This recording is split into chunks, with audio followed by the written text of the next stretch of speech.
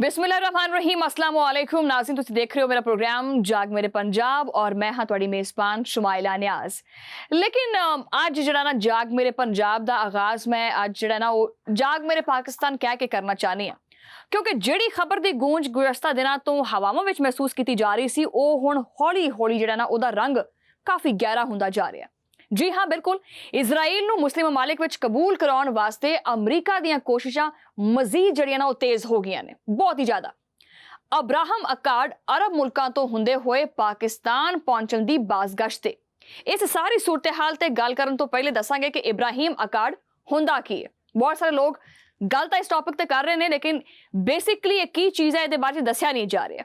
तो शुरू करते हैं कि जी इब्राहिम अकार्ड 2020 विच होण वाले मुआहदे ने यूएई, मराकश ते बहरेन ने इजराइल नाल इन्हां मुआहदियां दे मुताबिक सफारती ताल्लुकात नूं इस्तवार कीता और इस्तवार कर ले।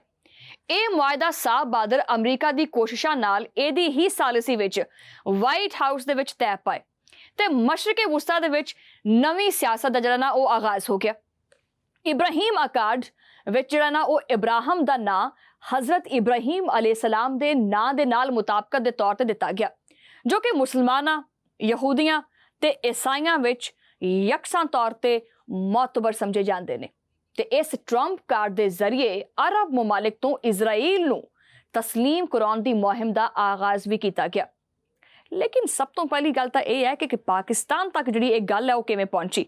ਇਹਦੇ ਜਵਾਬ ਤੋਂ ਪਹਿਲੇ ਇਹ ਜਾਣਨਾ ਵੀ ਜ਼ਰੂਰੀ ਹੈ ਕਿ 2020 ਵਿੱਚ ਅਚਾਨਕ ਇਹ ਮੁਆਹਦੇ ਤੈਅ ਪਏ ਜਾਂ ਮਨਸੂਬਾਬੰਦੀ ਦੇ ਨਾਲ ਗੱਲ ਇੱਥੇ ਤੱਕ ਪਹੁੰਚੀ, क्योंकि इस चीज़ ते रोशनी पाना बहुत जरूरी है। तो जनाब सन न्यूज़ की तहकीक के मुताबिक मामला शुरू होया डोनाल्ड ट्रंप दी बतौर सदर अमरीका विच पहली बारी तो 2017 विच जदों ट्रंप वाइट हाउस दे मुकीम बने तो उन्होंने अपने यहूदी दामाद जैरेड कुशनर नूं अपना मुशीर बनाया। कुशनर ने 2009 विच ट्रंप दी धी इवांका ट्रंप नूं ईसाई तो यहूदी बना के शादी की। जैरेड कुशनर एक ऑर्थोडॉक्स यहूदी खानदान पसे मंजर तो ताल्लुक रखता है, तो जिहदे आबाओ अजदाद जिहड़े ने वो हॉलोकास्ट तो बच के अमरीका पहुंचे सन। हुण तुसीं यकीनन सोचते पे होगे कि देखो बड़ी तफसीली तौर पर वो खैर वो अपनी एक पंजाबी जुबान विच नहीं कहते होंगे कि जिवें वो रिश्ता कराउण वाली माई की तरह मैं जैरेड कुशनर की जिहड़ी सारी तफसीलात है ना वो दसदी क्यों पई आ, वो सुन लो कि इस यहूदी सपूत का इस सारे लुच विच जिहड़ा है ना वो केड़ा मरकजी किरदार सी, और बहुत ही मरकजी किरदार सी। जी हाँ, ट्रंप दे इस यहूदी जवाई ने इजराइल नूं मुस्लिम मुल्कां तो तस्लीम कराउण वास्ते एक मक्खण विच जहर रख के देण दा अमली मनसूबा बनाया। ये बड़े तेज लोग ने, साडे नालों ज़्यादा दिमाग चलदे इन्हां दे वैसे, लेकिन फिर भी जिथे इन्हां दी सोच खत्म हुंदी उत्थों साडी शुरू हुंदी है। ठीक है, अमरीका दे इस जवाई दा इजराइली सदर नेतन्याहू दे नाल भी एक फैमिली रिलेशनशिप है। कुशनर ने इजराइल ते अरब ममालिक दे दरमियान खुफिया मुलाकातां भी कराई है।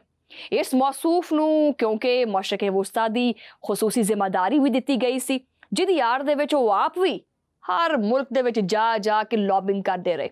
फिर नाम निहाद इस अमन मनसूबे दे उत्ते अरब मुल्कां नूं टेस्टर लाउण वास्ते खुद मैदान विच आ गए। 26 जून 2019 नूं इन्हां ने बहरेन विच एक वर्कशॉप दा इनकाद भी कीता, जिहदा अमन दे जरिए जिहड़ा ना वो तरक्की दे नवें दौर दा आगाज़ ये ना रखा गया। इस बैठक विच सारे अरब मुल्कां ने दे जिहड़े वज़ीर खजाना ने उन्होंने शिरकत की। इस इजलास विच ब्रेन वॉशिंग करन तो बाद इस यहूदी एजेंट ने एक किताब सारे मुल्कां दे वफूद विच भी वंडी, जिहदे 100 सफ़े दे पैसे दे तालब अरब मुल्कां वास्ते खजाने दी जिहड़ा ना वो सैर दे प्लान भी दस्से गए। ये सारे सबज बाग बस उस प्लान का जिहड़ा ना वो हिस्सा सी। इस किताबचे दे मुताबिक आइंदा 10 सालां विच अरब मुल्कां विच 50 अरब दी सरमायाकारी दे ख्वाब तहरीर कीते गए और दस्सिया गया कि अद्धी रकम गजा वर्गे इलाकियां वास्ते लाई जाएगी। इस मनसूबे ते सारे अरब मुल्कां दे वज़ीरे जिहड़े खजाना ने उन्होंने तालियां भी मारियां ते भरपूर ताउन दी यकीन दहानी भी करा दित्ती। इस मनसूबे विच पहली वारी एक नक्शा भी पेश किया गया, जिहदे विच इजराइल ते फलस्तीन नूं अलग अलग रियासत वखाया गया।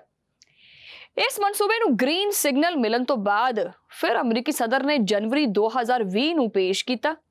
ਇਸ ਅਮਰੀਕੀ ਮਨਸੂਬੇ ਦੇ ਮੁਤਾਬਿਕ ਇਜ਼ਰਾਈਲ ਨੂੰ ਤਹੱਫੁਜ਼, ਸਿਆਸੀ ਫਾਇਦਾ ਤੇ ਇਲਾਕਾਈ ਕਬੂਲੀਅਤ ਦੇਣਾ ਮਕਸੂਦ ਸੀ, ਜਦਕਿ ਫਲਸਤੀਨ ਵਾਸਤੇ ਮਹਿਦੂਦ ਖੁਦਮੁਖਤਾਰੀ, ਮੁਆਸ਼ੀ ਤਰੱਕੀ ਤੇ ਖਾਮੋਸ਼ੀ ਨਾਲ ਸਮਝੌਤਾ ਕਰਨ ਦੀ ਪੇਸ਼ਕਸ਼ ਕੀਤੀ। ਟਰੰਪ ਪਲਾਨ ਦੇ ਤਹਿਤ ਫਲਸਤੀਨ ਨੂੰ ਇੱਕ ਨੀਮ ਖੁਦਮੁਖਤਾਰ ਨਾਲ ਮਸ਼ਰੂਤ ਰਿਆਸਤ ਦੀ ਪੇਸ਼ਕਸ਼ ਕੀਤੀ ਗਈ। ਇੱਕ ਕੌਮੀ ਰਿਆਸਤ ਕਾਇਮ ਹੋਏਗੀ ਜਿਹੜੀ ਗਜ਼ਾ ਤੇ ਦਰਿਆਏ ਉਰਦਨ ਦੇ ਮਗਰਬੀ ਕਿਨਾਰੇ ਦੇ ਨਾਲ-ਨਾਲ ਹੋਏਗੀ। ਰੋਸ਼ਨ ਪਹਿਲੂ ਵਿਖਾਉਣ ਵਾਸਤੇ ਪਹਿਲੇ ਫਲਸਤੀਨ ਨੂੰ ਜਿਹੜਾ ਨਾ ਉਹ ਕੁਝ ਮਕਬੂਜ਼ਾ ਇਲਾਕੇ ਵਾਪਸ ਕਰਨ ਦੀ ਯਕੀਨ ਦਹਾਨੀ ਵੀ ਜਿਹੜਾ ਨਾ ਉਹ ਇਸ ਤੋਂ ਬਾਅਦ ਨਾਕਾਬਲੇ ਅਮਲ ਸ਼ਰਾਇਤ ਸ਼ਾਮਿਲ ਉਹਦੇ ਵਿੱਚ ਹੈਗੀਆਂ ਸੀ, ਜਿਹਦੇ ਨਾਲ ਫਲਸਤੀਨ ਦੀ ਖੁਦਮੁਖਤਾਰੀ ਤਕਰੀਬਨ ਖਤਮ ਹੋ ਜਾਏਗੀ। ਮਤਲਬ ਪਹਿਲੇ ਇਹ ਦੱਸਿਆ ਕਿ ਜੀ ਆਹ ਜਿਹੜਾ ਇਲਾਕਾ ਹੈ ਨਾ ਇਹ ਤੁਹਾਡਾ ਹੋ ਗਿਆ, ਬਾਅਦ 'ਚ ਉਹ ਵੀ ਇਲਾਕਾ ਮਿਲਾ ਕੇ ਤੇ ਸਾਰਾ ਵੀ ਸਾਡਾ ਹੋ ਗਿਆ। ਸਭ ਤੋਂ ਪਹਿਲੀ ਸ਼ਰਤ ਜਿਹੜੀ ਰੱਖੀ ਗਈ ਉਹ ਇਹ ਕਿ ਫਲਸਤੀਨੀ ਰਿਆਸਤ ਦੀ ਕੋਈ ਆਰਮੀ ਨਹੀਂ ਹੋਏਗੀ। ਲੋ ਜੀ ਕਰ ਲੋ ਗੱਲ, ਅੱਗੇ ਸੁਣੋ। ਨਾ ਹਕੂਮਤ ਕਿਸੇ ਕਿਸਮ ਦਾ ਅਸਲਾ ਰੱਖ ਸਕਦੀ ਹੈ, ਠੀਕ ਹੈ, ਲੇਕਿਨ ਇਜ਼ਰਾਈਲ ਫੁੱਲ ਫਲੈਜ ਫੌਜ ਤੇ ਅਸਲਹੇ ਨਾਲ ਕੌਮੀ ਸਲਾਮਤੀ ਦਾ ਬਹਾਨਾ ਬਣਾ ਕੇ ਕਿਸੇ ਵੀ ਵਕਤ ਫਲਸਤੀਨ ਤੇ ਚੜਾਈ ਕਰ ਸਕਦਾ ਹੈ। ਫਲਸਤੀਨੀ ਰਿਆਸਤ ਦੀ ਖੁਦਮੁਖਤਾਰੀ ਜਾਂ ਜਿਹੜੀ ਜ਼ਿੰਮੇਦਾਰੀ ਹੈ ਉਹ ਇਜ਼ਰਾਈਲ ਦੀ ਹੋ ਜਾਏਗੀ। ਫਲਸਤੀਨ ਕਿਸੇ ਵੀ ਮੁਲਕ ਨਾਲ ਕੋਈ ਮੁਆਇਦਾ ਜ਼ਾਤੀ ਹੈਸੀਅਤ ਵਿੱਚ ਨਹੀਂ ਕਰ ਸਕਦਾ। ਚਲੋ ਜੀ, ਹੋਰ ਤੇ ਹੋਰ ਆਪਣੇ ਸ਼ਹਿਰੀਆਂ ਵਾਸਤੇ ਜਾਂ ਉਹ ਆਪਣੇ ਸ਼ਹਿਰੀਆਂ ਦੀ ਹਿਫਾਜ਼ਤ ਵਾਸਤੇ ਅਗਰ ਕੋਈ ਇਦਾਰਾ ਯਾਨੀ ਪੁਲਿਸ ਵਗੈਰਾ ਅਗਰ ਬਣਾਣੀ ਹੈ ਤੇ ਉਹਦੀ ਮਨਜ਼ੂਰੀ ਵੀ ਇਜ਼ਰਾਈਲ ਕੋਲੋਂ ਲੈਣੀ ਪਏਗੀ।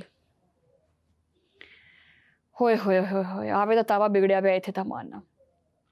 ਹੋਸ਼ ਉੱਡਣੇ ਤੁਹਾਡੇ, ਹੋਰ ਉੱਡਣੇ ਨੇ। ਅੱਗੇ ਸੁਣੋ। ਯਰੂਸ਼ਲਮ ਸ਼ਹਿਰ ਇਜ਼ਰਾਈਲ ਦੇ ਕੋਲ ਹੀ ਰਹੇਗਾ, ਜਿੱਥੇ ਤਮਾਮ ਮਜ਼ਾਹਿਬ ਦੇ ਲੋਕਾਂ ਨੂੰ ਆਉਣ ਦੀ ਆਜ਼ਾਦੀ ਹੋਏਗੀ। ਫਲਸਤੀਨੀ ਰਿਆਸਤ ਦਾਰੁਲ ਹੁਕੂਮਤ ਦੀ ਵੀ ਜਿਹੜਾ ਨਾ ਉਹ ਯਰੂਸ਼ਲਮ ਦੇ ਮਸ਼ਰਕੀ ਇਲਾਕੇ ਵਿੱਚ ਹੋਏਗਾ ਔਰ ਉਹਦਾ ਨਾਂ ਅਲ ਕੁਦਸ ਰੱਖਿਆ ਜਾ ਸਕਦਾ ਹੈ ਤੇ ਅਮਰੀਕਾ ਦੇ ਸਫਾਰਤਖਾਨਾ ਵੀ ਇੱਥੇ ਹੋਣਾ ਲਾਜ਼ਮੀ ਕਰਾਰ ਦਿੱਤਾ ਗਿਆ। ਮਗਰਬੀ ਕਿਨਾਰੇ ਔਰ ਗਜ਼ਾ ਦੇ ਦਰਮਿਆਨ ਇੱਕ ਤਵੀਲ ਸੁਰੰਗ ਖੋਦੀ ਜਾਏਗੀ, ਜਿਹਦੀ ਲੰਬਾਈ 30 ਕਿਲੋਮੀਟਰ ਤੋਂ ਵੀ ਜ਼ਿਆਦਾ ਹੋਏਗੀ।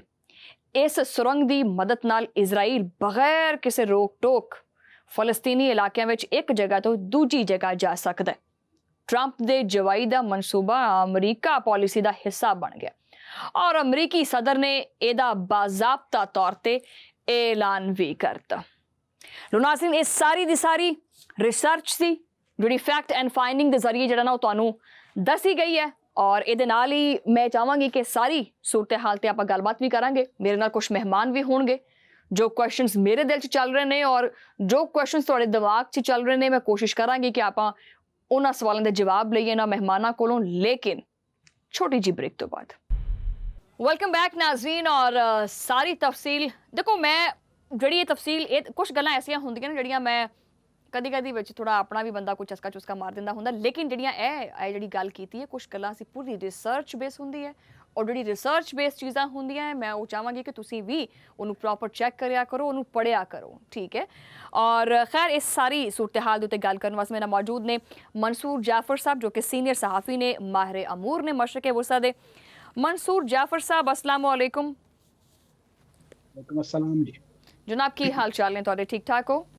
जी अल्हम्दुलिल्लाह, आप ठीक हैं? बस चल रहा, अल्लाह दा शुक्र है जी। तुसी सारा जिहड़ा इंट्रो है वो भी सुनिया, की समझदे हो? की सवाल, पहला सवाल मैं की करां, पहली गल तो पूछना मैं ये चाहनी हां कि अमरीका दा इस मुआहदे दे विच जिहड़ा ना की किरदार रहा?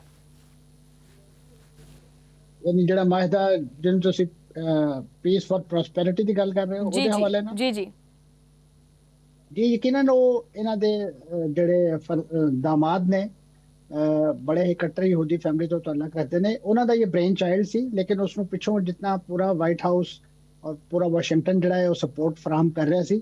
ਲੇਕਿਨ ਤੁਸੀਂ ਆਪਣੇ ਇੰਟਰੋ 'ਚ ਇੱਕ ਚੀਜ਼ ਜਿਹੜੀ ਉਸ ਮੇਰੇ ਖਿਆਲ ਤਹਿਕੀਕ ਜਿਹੜੀ ਮਿਸ ਕਰ ਗਏ ਨਾ, ਉਹ ਇਹ ਨੁਕਤਾ ਸੀ ਕਿ ਇਸ ਪੂਰੀ ਕਾਨਫਰੰਸ ਜਿਹੜੀ ਬਹਿਰੀਨ ਦੀ ਇਕਨੋਮਿਕ ਕਾਨਫਰੰਸ ਔਰ ਬੜਾ ਬੇਸਿਕਲੀ ਇੱਕ ਡੋਨਰ ਕਾਨਫਰੰਸ ਸੀ ਜਿਹਦੇ ਵਿੱਚ ਸਾਰੇ ਵਜ਼ੀਰ ਮਾਲੀਆਤ ਮੁਖਤਲਿਫ ਅਰਬ ਦੁਨੀਆ ਦੇ ਔਰ ਯੂਰਪ ਦੇ ਸਾਰੇ ਲੋਕ ਮੌਜੂਦ ਸਨ। ਉਸ ਬਹਿਰੀਨ ਦੀ ਉਸ ਕਾਨਫਰੰਸ ਦੇ ਵਿੱਚ ਫਲਸਤੀਨੀ ਨੈਸ਼ਨਲ ਅਥਾਰਟੀ ਨੇ ਬਾਈਕਾਟ ਕੀਤਾ ਸੀ। ਯਾਨੀ ਜਿਨ੍ਹਾਂ ਦੀ ਇਹ ਕਾਨਫਰੰਸ ਪੂਰਾ ਮੇਲਾ ਸਜਾਇਆ ਜਾ ਰਿਹਾ ਸੀ, ਉਹ ਉਸ ਮੇਲੇ 'ਚ ਮੌਜੂਦ ਨਹੀਂ ਸੀ। ਯਾਨੀ ਬਰਾਤ ਦਾ ਦੁਲਹਾ ਜਿਹੜਾ ਹੈ ਉਹ ਹੀ ਉਹਦੇ 'ਚ ਮੌਜੂਦ ਨਹੀਂ ਸੀ। ਉਹਨਾਂ ਦੀ ਗੈਰ, ਕਿਉਂਕਿ ਉਹਨਾਂ ਨੂੰ ਉਸ ਤੋਂ ਪਹਿਲੇ ਇਸ ਸਾਰੇ ਏਜੰਡੇ ਦਾ ਪਤਾ ਲੱਗ ਗਿਆ ਸੀ ਕਿ ਉਹ ਸਾਡੇ ਲਈ ਕਿਸ ਤਰ੍ਹਾਂ ਦੀ ਨਾਮ ਨਹਾਦ ਖੁਦ ਮੁਖਤਾਰ ਰਿਆਸਤ ਜਿਹੜੀ ਉਹ ਕਾਇਮ ਕਰਨ ਜਾ ਰਹੇ ਨੇ। ਉਹਦੇ ਤੋਂ ਜ਼ਿਆਦਾ ਹੈਸੀਅਤ ਤੇ ਉਹਨਾਂ ਦਾ ਕਹਿਣਾ ਸੀ ਕਿ ਸਾਡੀ ਜਿਹੜੀ ਇੱਕ ਮੈਟਰੋਪੋਲੀਟਨ ਦੀ ਬਲਦੀਆ ਹੁੰਦੀ ਹੈ ਉਹਦੇ ਕੋਲ ਇਖਤਿਆਰਾਤ ਹੁੰਦੇ ਨੇ, ਤੁਸੀਂ ਤੇ ਸਾਨੂੰ ਉਹ ਦੇਣ ਲਈ ਵੀ ਤਿਆਰ ਨਹੀਂ ਹੋ। ਕੁਝ ਆ ਤੁਸੀਂ ਸਾਨੂੰ ਕਰੰਸੀ ਬਣਾਉਣ ਦੀ ਇਜਾਜ਼ਤ ਦੇਣੀ ਹੈ, ਕੁਝ ਆ ਤੁਸੀਂ ਸਾਨੂੰ ਆਪਣੀ ਫੌਜ ਬਣਾਉਣ ਦੀ ਇਜਾਜ਼ਤ ਦੇਣੀ, ਕੁਝ ਆ ਤੁਸੀਂ ਆਪਣੀ ਸਾਨੂੰ ਇੰਤਜ਼ਾਮੀ ਪੁਲਿਸ ਬਣਾਉਣ ਦੇਣੀ ਹੈ, ਤੇ ਤੁਸੀਂ ਤੇ ਸਾਨੂੰ ਉਹ ਇਖਤਿਆਰਾਤ ਵੀ ਨਹੀਂ ਦੇ ਰਹੇ ਹੋ। ਤੇ ਲਿਹਾਜ਼ਾ ਉਹਨਾਂ ਨੇ ਉਸ ਕਾਨਫਰੰਸ 'ਚ ਸ਼ਿਰਕਤ ਤੋਂ ਇਨਕਾਰ ਕਰਤਾ, ਲੇਕਿਨ ਉਹਦੇ ਬਾਵਜੂਦ ਇਹਨਾਂ ਨੇ ਇਹ ਐਕਟੀਵਿਟੀ ਕੀਤੀ ਔਰ ਉਸ ਨੂੰ ਅੱਗੇ ਲੈ ਕੇ ਚੱਲਣ ਦੀ ਕੋਸ਼ਿਸ਼ ਕੀਤੀ। ਨਹੀਂ, ਇਹ ਤਾਂ ਫਿਰ ਦੇਖੋ ਮਨਸੂਰ ਜਾਫਰ ਸਾਹਿਬ ਦਾ ਕੁਰਬਾਨੀ ਦਾ ਬੱਕਰਾ ਹੀ ਹੋ ਗਿਆ ਕਿ ਇਹਨਾਂ ਵਿੱਚ ਫਲਸਤੀਨੀ ਆਵਾਮ ਦੀ ਕੋਈ ਰਾਏ ਨਹੀਂ, ਕੋਈ ਮਸ਼ਵਰਾ ਨਹੀਂ, ਕੋਈ ਗੱਲ ਨਹੀਂ, ਕੋਈ ਬਾਤ ਨਹੀਂ। ਮਤਲਬ ਭੇਡ ਬੱਕਰੀਆਂ ਨੇ ਜਿਹੜਾ ਦਿਲ ਕੀਤਾ ਤੇ ਉਹ ਆ ਕੇ ਉਹਨਾਂ ਦੀ ਜ਼ਮੀਨ ਤੇ ਕਬਜ਼ਾ ਕਰ ਲੈਣਗੇ ਤੇ ਆਪਣੇ ਹੀ ਅਸੂਲ ਬਣਾਉਣਗੇ। ਜੀ ਉਹਦੀ ਬੁਨਿਆਦ ਇਹੀ ਚੀਜ਼ ਹੈ ਕਿ ਇਸ ਵਕਤ ਜਿਹੜੇ ਤੁਹਾਡੇ ਉੱਥੇ ਫਲਸਤੀਨੀ ਨੈਸ਼ਨਲ ਅਥਾਰਟੀ ਜਿਹਨੂੰ ਕਹਿੰਦੇ ਨੇ ਮਹਿਮੂਦ ਅੱਬਾਸ ਸਾਹਿਬ ਦੀ ਕਿਆਦਤ ਦੇ ਵਿੱਚ ਉਹਦੀ ਆਪਣੀ ਨੁਮਾਇੰਦਾ ਹੈਸੀਅਤ ਜਿਹੜੀ ਉਹ ਬੜੀ ਮਸ਼ਕੂਕ ਹੈ, ਕਿਉਂਕਿ ਜਿਹੜੇ 2006 ਦੇ ਵਿੱਚ ਇਲੈਕਸ਼ਨ ਹੋਏ ਸੀ ਉਸ ਇਲੈਕਸ਼ਨ ਦੇ ਨਤੀਜੇ 'ਚ 75% ਨਸ਼ਿਸਤਾਂ ਤੇ ਹਮਾਸ ਨੇ ਜਿੱਤੀਆਂ ਸੀ ਔਰ ਉਹਨਾਂ ਦਾ ਵਜ਼ੀਰ ਆਜ਼ਮ ਇਸਮਾਈਲ ਹਨੀਆ ਜਿਹਨੂੰ ਬਾਅਦ 'ਚ ਸ਼ਹੀਦ ਕਰਤਾ ਗਿਆ ਤਹਿਰਾਨ 'ਚ, ਉਹ ਸਨ। ਉਹਨਾਂ ਨੇ ਇੱਕ ਕੌਮੀ ਹੁਕੂਮਤ ਬਣਾਉਣ ਦੀ ਵੀ ਦਾਵਤ ਦਿੱਤੀ, ਲੇਕਿਨ ਕਿਉਂਕਿ ਇਸਰਾਈਲ ਨਹੀਂ ਚਾਹ ਰਿਹਾ ਸੀ ਕਿ ਇਹ ਹਮਾਸ ਦੀ ਹੁਕੂਮਤ ਚੱਲ ਸਕੇ, ਉਸੇ ਤਰੀਕੇ ਨਾਲ ਕਿ ਜਿਸ ਤਰੀਕੇ ਨਾਲ ਮੁਰਸੀ ਸਾਹਿਬ ਦੀ ਹੁਕੂਮਤ, ਉਸ ਵਕਤ ਵੀ ਇਸ ਨਾਰੇ ਇਹੀ ਲੱਗਦੇ ਸੀ ਕਿ ਜਨਾਬ ਅਸੀਂ ਗਜ਼ਾ ਦੇ ਅੰਦਰ ਜਿਹੜਾ ਹੈ ਨਾ ਉਹ ਈਰਾਨ ਤਹਿਰਾਨ ਕਾਇਮ ਨਹੀਂ ਹੋਣ ਦੇਣਾ। ਔਰ ਇਹੀ ਨਾਰੇ ਜਿਹੜੇ ਨੇ ਮਿਸਰ ਦੇ ਵਿੱਚ ਤੁਹਾਨੂੰ ਸੁਣਨ 'ਚ ਮਿਲਦੇ ਸੀ ਕਿ ਅਸੀਂ ਗਜ਼ਾ ਜਿਹੜਾ ਈਰਾਨ ਦਾ ਜਿਹੜਾ ਇਨਕਲਾਬ ਹੈ ਉਹ ਮਿਸਰ 'ਚ ਐਕਸਪੋਰਟ ਨਹੀਂ ਕਰਨ ਦੇਣਾ, ਕਿਉਂਕਿ ਉੱਥੇ ਇਖਵਾਨ ਮੁਸਲਿਮੂਨ ਦੀ ਹੁਕੂਮਤ ਆ ਗਈ ਸੀ ਤੇ ਹਮਾਸ ਦਾ ਜਿਹੜਾ ਇੱਕ ਸੋਚ ਔਰ ਫਿਕਰ ਦਾ ਜ਼ਾਵੀਆ ਹੈ ਉਹ ਵੀ ਇਖਵਾਨ ਮੁਸਲਿਮੂਨ ਦਾ ਮਿਲਦਾ ਹੈ। ਲਿਹਾਜ਼ਾ ਅਰਬ ਦੁਨੀਆ ਨੂੰ ਹਮੇਸ਼ਾ ਤੋਂ ਡਰਾਇਆ ਜਾਂਦਾ ਰਿਹਾ ਹੈ ਕਿ ਇਹ ਅਗਰ ਇਖਵਾਨ ਮੁਸਲਿਮੂਨ ਆ ਗਏ ਤੇ ਤੁਹਾਡੀ ਕਿਸੇ ਦੀ ਸਲਤਨਤ ਨਹੀਂ ਬਚਣੀ, ਤੁਹਾਡੀ ਕਿਸੇ ਦੀ ਬਾਦਸ਼ਾਹਤ ਨਹੀਂ ਬਚਣੀ। ਇਹ ਕਿਉਂਕਿ ਐਸੇ ਰਾਸਖਲ ਅਕੀਦਾ ਮੁਸਲਮਾਨ ਨੇ, ਇਹਨਾਂ ਦੀ ਬੇਸਿਸ ਜਿਹੜੀਆਂ ਨੇ ਯੂਨੀਵਰਸਿਟੀਆਂ ਦੇ ਅੰਦਰ ਮੌਜੂਦ ਹੈ, ਤਲਬਾ ਯੂਨੀਅਨ ਇਹ ਜਿੱਤਦੇ ਨੇ, तमाम बलदियाती इंतखाबात जीतते हैं क्योंकि इन्होंने लोगों का काम किया। और यही वजह है कि इस पूरे यानी जकड़बंदी के निज़ाम च भी जड़ा है हमास ने 75% नशिस्तां जित्तियां सी 2006 के इलैक्शन और ਜਿਹੜੇ महमूद अब्बास इस वक्त उस इलैक्शन तो बाद मतलब उन्होंने यासर अरफात की वफात तो बाद सदर बनाया गया। तकरीबन पिछले 20 साल तो वो बिला शिरकत गैर सदर चले आ रहे हैं। उन्होंने कोई लीगल फोरम नहीं है जो उन्होंने उस चीज़ को सेंटिटी देता हो, कोई उन्होंने सदर मानता हो। लिहाजा एक ऐसी हुकूमत जी अपनी नुमाइंदा हैसियत कोई नहीं है, वो दुनिया के सामने फलस्तीन का केस की पेश करेगी। बिल्कुल अच्छा वैसे ਤੁਸੀਂ ਮਨਸੂਰ ਸਾਹਿਬ ਬੜੀ ਜ਼ਬਰਦਸਤ ਗੱਲ ਕੀਤੀ ਹੈ, ਜਿੱਦਾਂ ਆਪਣਾ ਕੋਈ ਵਜੂਦ ਨਹੀਂ ਹੈਗਾ, ਉਹ ਕਿਸੇ ਹੋਰ ਦੇ ਮੁਲਕ ਦੀਆਂ ਗੱਲਾਂ ਕਰਦੀ ਫਿਰਦੀ ਹੈ। ਤੁਸੀਂ ਮੈਨੂੰ ਇਹ ਦੱਸੋ ਕਿ ਪਾਕਿਸਤਾਨ ਦਾ ਇਹਦੇ ਵਿੱਚ ਕੀ ਸਟੈਂਸ ਹੈ? ਵੈਸੇ ਤੁਸੀਂ ਅਬਰਾਹਮ ਅਕੋਰਡ ਦੇ ਹਵਾਲੇ ਨਾਲ ਗੱਲ ਕਰ ਰਹੇ ਹੋ ਜਾਂ ਜੀ ਅਬਰਾਹਮ ਅਕੋਰਡ ਦੇ ਹਵਾਲੇ ਨਾਲ? ਯਕੀਨਨ ਜੀ ਇਸ ਵਕਤ ਸਾਰੇ wait and C the policy ਨੇ, लेकिन क्योंकि एक ऐसी डिबेट इस वक्त शुरू हो चुकी है मुल्क के अंदर के जिहदे तहत एक लग ये रहा है कि जिस तरह फजा बनाने की कोशिश की जा रही है कि सानू भी इस अकॉर्ड के बारे अपनी ओपीनियन जी है फॉर्म करनी चाहिए। लेकिन असी क्योंकि ज़्यादातर तुहानू पता रिसीविंग एंड ते रहे हैं, चाहे वो इमदाद लैण के हवाले ना होइए या कोई डिप्लोमेसी नू अडॉप्ट करने के हवाले ना होइए, असी कोई अपनी एग्रेसिव डिप्लोमेसी या एग्रेसिव जी फॉरन पॉलिसी वो नहीं रखी, खास तौर पर इस तरह के इशूज़ के बारे। और मैं समझदा कि एक कमजोर खारजा पॉलिसी की निशानी होएगी, क्योंकि अगर तुसी अपने यहाँ मसला कश्मीर के बारे च राय आमा हमवार करनी है तो तुहानू एक एग्रेसिव डिप्लोमेसी करनी पएगी ना, दुनिया के कोल अपना केस लैके जाना पएगा। बिल्कुल उस तरीके जिस तरीके तुसी इस जंग के मौके ते जिहड़ा हिंदुत्व का तुहाडे खिलाफ प्रोपेगेंडा सी उहनू डाई डाउन करने लई तुसी बड़ी एग्रेसिव डिप्लोमेसी लई एक बड़ा आला सतही वफद जिहड़ा है वो पूरी दुनिया के कैपिटल्स उहनू इस विजिट कराया और उन्होंने बड़े भरपूर अंदाज से मौक़िफ़ पाकिस्तान का पेश किया। तो लिहाजा अगर असी रिसीविंग एंड से रह के चीज़ां करनियां ने तो फिर ज़ाहिर जिन्हां लोगों के स्टेक्स ने और जिन्हां लोगों को इस वक्त अमरीका या इसराइल जिहड़ा है वो वू करने की कोशिश कर रहे हैं कि उन्हां दी हमदर्दी हासिल करने दी, और उन्होंने समझदा है कि यही स्टेक होल्डर ने और ये समझदा है कि शायद मुसलमान जिहड़े ने वो उन्होंने आदत है क्योंकि पिछे इस इमाम दे अल्लाह अकबर कहने दी वो शायद उस पॉलिसी ते अमल करते हुए अगर वो राजी हो गए तो ये भी राजी हो जाएंगे। मैं समझदा कि ये पाकिस्तान के कम अज कम एक न्यूक्लियर स्टेट होने के शाह निशान नहीं है, और बिलखसूस एक ऐसी नजरियाती मुमलकत कि जिहदे बानियान जिहड़े ख्वाब देखने वाले अलामा इकबाल और कायद आजम वो सानू दो टोक अल्फाज से एक खारजा पॉलिसी का कॉर्नर स्टोन दस गए थे कि सारी दुनिया इसराइल को तस्लीम कर ले। असी उन्होंने नहीं करना क्योंकि ਉਹ ਇੱਕ ਨਾਜਾਇਜ਼ ਰਿਆਸਤ ਹੈ ਔਰ ਇੱਕ ਫਲਸਤੀਨ ਦੀ ਰਿਆਸਤ ਤੇ ਕਬਜ਼ਾ ਕਰਕੇ ਬਣਾਈ ਗਈ ਹੈ। ਤੇ ਇਹ ਅਸੂਲੀ ਮੌਕਫ ਜਿਹੜਾ ਹੈ ਇਹ ਸਾਨੂੰ ਕਿਸੇ, ਕਿਉਂਕਿ ਦੇਖੋ ਅੱਜ ਅਸੀਂ ਉੱਥੇ ਉਹਨਾਂ ਦਾ ਕਬਜ਼ਾ ਤਸਲੀਮ ਕਰ ਲਾਂਗੇ ਨਾ, ਤੇ ਕੱਲ ਨੂੰ ਅਸੀਂ ਕਸ਼ਮੀਰ ਦਾ ਕੇਸ ਆਪਣਾ ਬੜਾ ਹਾਰ ਜਾਾਂਗੇ, ਕਿਉਂਕਿ ਅਸੀਂ ਇਹੀ ਤਾਂ ਕਹਿੰਦੇ ਹਾਂ ਕਿ ਕਬਜ਼ਾ ਹੈ ਉੱਥੇ ਭਾਰਤ ਦਾ, ਤੇ ਉਹ ਕਹਿੰਦੇ ਕਿ ਉੱਥੇ ਮੰਨ ਲਿਆ ਕਬਜ਼ਾ ਤੇ ਇੱਥੇ ਇੱਥੇ ਵੀ ਕਬਜ਼ਾ ਮੰਨ ਲਓ। ਬਿਲਕੁਲ ਸਹੀ। ਅੱਛਾ, ਤੁਹਾਨੂੰ ਇਹ ਲੱਗਦਾ ਹੈ ਕਿ ਇਸ ਮੌਕਫ ਉੱਤੇ, ਇਸ ਟੌਪਿਕ ਉੱਤੇ ਜਾਂ ਇਸ ਇਸ਼ੂ ਉੱਤੇ ਪਾਕਿਸਤਾਨ ਜਿਹੜਾ ਮੌਕਫ ਹੈ ਉਹਦੇ ਵਿੱਚ ਨਰਮੀ ਜਾਂ ਲਚਕ ਨਹੀਂ ਹੋਏਗੀ ਔਰ ਨਾ ਹੋਣੀ ਚਾਹੀਦੀ ਹੈ? ਇਹ ਮੈਂ ਸਮਝਦਾ ਜੀ ਇਸ ਵਕਤ ਤੱਕ ਤੇ ਯਾਨੀ, ਲੇਕਿਨ ਇੱਕ ਜੋ ਇਸ ਵਕਤ ਮੀਡੀਆ ਦੇ ਇੱਕ ਡਿਬੇਟ ਚੱਲ ਰਹੀ ਹੈ ਉਹਦੇ ਚ ਐਸੇ ਇਸ਼ਾਰੇ ਕਨਾਈਏ ਮਿਲ ਰਹੇ ਨੇ, ਲੇਕਿਨ ਇਹਦੇ ਬਾਰੇ ਜ਼ਾਹਿਰ ਹੈ ਕੋਈ ਕੈਟਾਗੋਰੀਕਲੀ ਜਦੋਂ ਤੱਕ ਦਫ਼ਤਰ ਖਾਰਜਾ ਜਾਂ ਮੁਤਲਕਾ ਇਦਾਰੇ ਨਹੀਂ ਕੋਈ ਗੱਲ ਕਰਦੇ ਉਸ ਵਕਤ ਤੱਕ ਮੇਰਾ ਖਿਆਲ ਹੈ ਕਿ ਸਾਨੂੰ ਇਸ ਦੇ ਬਾਰੇ ਚ ਆਪਣੇ ਲੋਕਾਂ ਨੂੰ ਇਨਫੋਰਮ ਵੀ ਕਰਨਾ ਚਾਹੀਦਾ, ਐਜੂਕੇਟ ਵੀ ਕਰਨਾ ਚਾਹੀਦਾ। ਤੁਸੀਂ ਬਹੁਤ ਅੱਛਾ ਅੱਜ ਆਪਣਾ ਇੰਟਰੋ, ਬੜਾ ਇਨਲਾਈਟਨਿੰਗ ਇੰਟਰੋ ਜਿਸ ਤਰੀਕੇ ਨਾਲ ਦਿੱਤਾ ਹੈ। ਮੈਂ ਸਮਝਦਾ ਇਹ ਉਹ ਚੀਜ਼ਾਂ ਨੇ ਕਿ ਜਿਹੜੀਆਂ ਆਵਾਮ ਤੱਕ ਪਹੁੰਚਣੀਆਂ ਚਾਹੀਦੀਆਂ ਨੇ ਤਾਂ ਕਿ ਉਹਨਾਂ ਨੂੰ ਇਸ ਇਸ਼ੂ ਦੇ ਬਾਰੇ ਚ ਆਪਣੀ ਰਾਏ ਖੁਦ ਤਸ਼ਕੀਲ ਕਰਦੇ ਹੋਏ ਸਹੂਲਤ ਹੋਵੇ, ਉਹਨਾਂ ਨੂੰ ਪਤਾ ਚੱਲੇ ਕਿ ਉਹ ਸਿਰਫ ਔਰ ਸਿਰਫ ਪਿੱਛੇ ਇਸ ਇਮਾਮ ਦੇ ਨਹੀਂ ਲੱਗੇ ਹੋਏ, ਉਹ ਕਿਸੇ ਬੇਸਿਸ ਦੇ ਉੱਤੇ ਆਪਣਾ ਇਨ ਪੁਆਇੰਟ ਆਫ ਵਿਊ ਨੇ ਬਿਲਡ ਕਰ ਰਹੇ ਨੇ। ਔਰ ਅਗਰ ਉਹ ਹੱਕ ਔਰ ਸੱਚ ਦਾ ਹੈ ਬਿਲਕੁਲ ਉਸੇ ਤਰੀਕੇ ਨਾਲ ਕਿ ਜਿਸ ਤਰੀਕੇ ਨਾਲ ਕਸ਼ਮੀਰ ਤੇ ਸਾਡਾ ਸਟਾਂਸ ਹੈ, ਅਸੀਂ ਉਹਨੂੰ ਆਪਣੀ ਸ਼ਾਹਰਾਹ ਕਹਿੰਦੇ ਆ, ਤੇ ਇਹ ਵੀ ਇਕੁਅਲੀ ਸਾਡੇ ਈਮਾਨ ਔਰ ਦੀਨ ਦਾ ਹਿੱਸਾ ਹੈ, ਕਿਉਂਕਿ ਇਹ ਸਾਡਾ ਕਿਬਲਾ ਅਵਲ ਹੈ, ਮੁਸਲਮਾਨਾਂ ਦਾ ਤੀਸਰਾ ਮੁਕੱਦਸ ਹਰਮ ਹੈ ਔਰ ਇਹ ਉਸੇ ਤਰੀਕੇ ਨਾਲ ਮੁਕੱਦਸ ਹੈ ਜਿਸ ਤਰ੍ਹਾਂ ਦੋ ਹਰਮੈਨ ਨੇ, ਜਿਸ ਤਰ੍ਹਾਂ ਉਹਦੇ ਦਫਾ ਲਈ ਅਸੀਂ ਤਨ ਮਨ ਧਨ ਦੀ ਬਾਜ਼ੀ ਲਾਉਣ ਵਾਸਤੇ ਤਿਆਰ ਹੋ ਜਾਂਦੇ ਆ ਔਰ ਸਾਡੇ ਮੁਸਲਮਾਨ ਜਿਹੜੇ ਨੇ ਉਹਦੇ ਲਈ ਹਰ ਕੰਮ ਕਰਨ ਨੂੰ ਤਿਆਰ ਹੋ ਜਾਂਦੇ ਨੇ। ਮੈਂ ਸਮਝਦਾ ਕਿ ਇਸ ਵਕਤ ਯਾਨੀ ਨਾ ਸਿਰਫ ਸਫਾਰਤੀ ਸਤਹ ਤੇ ਸਿਆਸੀ ਸਤਹ ਤੇ, ਬਲਕਿ ਮੈਂ ਸਮਝਦਾ ਕਿ ਮੈਂਬਰ ਉਹ ਮਹਿਰਾਬ ਜਿਹੜਾ ਭੁੱਲ ਗਏ ਨੇ। ਯਾਨੀ ਸਾਡੇ ਹਾਂ ਇੱਥੇ ਰਜਬ ਦੇ ਮੌਕੇ ਤੇ ਮਸਜਿਦ ਅਕਸਾ ਦੀ ਯਾਦ ਚ ਉਹਦੀ ਆਤਸ਼ਜ਼ਦਗੀ ਦੇ ਵਾਕਿਏ, ਉਸ ਤੋਂ ਬਾਅਦ ਇਤਨੇ ਮਾਈਲਸਟੋਨ ਨੇ ਇਸ ਪੂਰੇ ਕਜ਼ੀਏ ਦੇ ਕਿ ਉਹਨੂੰ ਅਸੀਂ ਬਿਲਕੁਲ ਭੁੱਲ ਗਏ ਹਾਂ। ਸਾਡੇ ਟੀਵੀ ਚੈਨਲਸ ਨੂੰ ਚਾਹੀਦਾ ਹੈ ਕਿ ਅਗਰ ਉਹ ਮਤਲਬ ਮਸ਼ਹੂਰ ਜਿਹੜੇ ਗੁਲੂਕਾਰ ਨੇ, ਫਨਕਾਰ ਨੇ, ਉਹਨਾਂ ਦੀਆਂ ਅਗਰ ਬਰਸੀਆਂ, ਉਹਨਾਂ ਦੇ ਵਫਾਤ ਔਰ ਪੈਦਾਇਸ਼ ਦੇ ਅਯਾਮ ਉਹਨਾਂ ਨੂੰ, ਤੇ ਕਮ ਸੇ ਕਮ ਉਹਨਾਂ ਨੂੰ ਇਸ ਪੂਰੀ ਜਿਹੜੀ ਇੱਕ ਤਾਰੀਖੀ ਮਤਲਬ ਮੈਂ ਸਮਝਦਾ ਜ਼ਿੰਮੇਦਾਰੀ ਹੈ ਉਹ ਵੀ ਅਦਾ ਕਰਨੀ ਚਾਹੀਦੀ ਹੈ ਕਿ ਉਹਨਾਂ ਨੂੰ ਪਤਾ ਹੋਣਾ ਚਾਹੀਦਾ ਕਿ ਇਸ ਤਾਰੀਖ ਨੂੰ ਮਸਜਿਦ ਅਕਸਾ ਨੂੰ ਅੱਗ ਲਗਾਈ ਗਈ ਸੀ, ਇਸ ਤਾਰੀਖ ਨੂੰ OIC ਬਣੀ ਸੀ, ਵਗੈਰਾ ਵਗੈਰਾ। ਬਿਲਕੁਲ ਸਹੀ। ਮਨਸੂਰ ਜਾਫਰ ਸਾਹਿਬ ਬਹੁਤ ਸ਼ੁਕਰੀਆ। ਦੇਖੋ ਤੁਹਾਨੂੰ ਟਾਈਮ ਅਸੀਂ ਫਾਰਗ ਕਰ ਦਿੱਤਾ ਹੈ ਜੀ, ਤੇ ਬਹੁਤ ਸ਼ੁਕਰੀਆ ਤੁਸੀਂ ਟਾਈਮ ਦਿੱਤਾ, ਪੇਸ਼ ਕੀਤਾ। ਨਾਜ਼ਰੀਨ, ਇਹ ਬੜੀ ਖੂਬਸੂਰਤ ਇੱਕ ਚੀਜ਼ ਹੈ ਕਿ ਪਾਕਿਸਤਾਨ ਤੇ ਵਿੱਚ ਜਿਹੜਾ ਹਕੂਮਤ ਤੇ ਆਪੋਜੀਸ਼ਨ ਜਿਹੜੀ ਨਾ ਉਹ ਇੱਕ ਪੇਜ ਤੇ ਹੈ। ਇਸ ਟਾਈਮ ਫਲਸਤੀਨ ਦੀ ਆਵਾਮ ਕਿਤੇ ਨਾ ਕਿਤੇ ਕੀ ਚੀਜ਼ ਸੋਚਦੀ ਹੋਏਗੀ ਕਿ ਯਾਰ ਅਰਬ ਮਮਾਲਿਕ ਜਿਹੜੇ ਨੇ ਉਹ ਸਾਡੀ ਪਿੱਠ ਤੇ ਜਿਹੜਾ ਨਾ ਉਹ ਛੁਰਾ ਕੋਪਣ ਵਾਸਤੇ ਤਿਆਰ ਬੈਠੇ ਹੋਏ ਹੈ, ਠੀਕ ਹੈ, ਔਰ ਉਹਨਾਂ ਦੀ ਨਜ਼ਰ ਜਿਹੜੀ ਉਹ ਪਾਕਿਸਤਾਨ ਤੇ ਹੈ ਕਿ ਪਾਕਿਸਤਾਨ ਇਸ ਮਾਮਲੇ ਵਿੱਚ ਕੀ ਮੌਕਫ ਅਪਣਾਉਂਦਾ ਹੈ।